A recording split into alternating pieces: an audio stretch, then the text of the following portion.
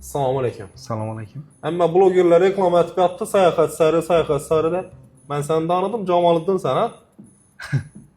Ava? O'zbekiston jahon chempionati chiqdi Amerikaga, bilasanmi? Ava? Men chiqardim shuni.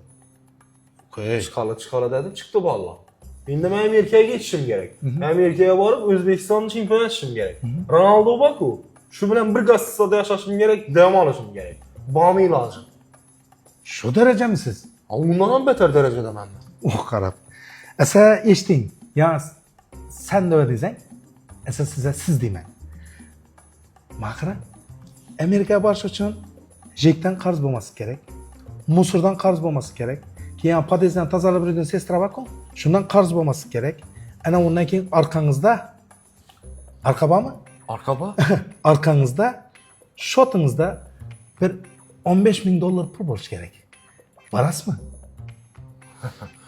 Brat. 10,000 bormi? Bor. 10,000 so'm. Yine? Rahmat. Shunga yanına yana bir 5,000 so'm qo'shib bilasizmi? Ona oga kerak.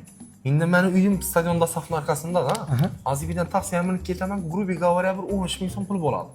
2,000 so'm zachistira bermaydi. Men ham 15 berib jonqulab tushib ketaman. Oh qarab. Keyin arqa masalasine keladigan bo'lsak, 10,000 yo'qdan moshisinden bir polo degan to'pim bor yana. Hisob. Oti bor. Asa, sayohatlaringiz abdushi bo'lsin. Rahmat. Men shu yerda bo'lib turaman. Mana ting siz uya borasiz-ku. Hey, O'zbekiston deb bir tayyorlanib boring, televizorda ko'rasiz, xudo xolasa. Bo'ldi, xudo xolasa. Qana ovozingizni eshitib berar, qana. O'zbekiston!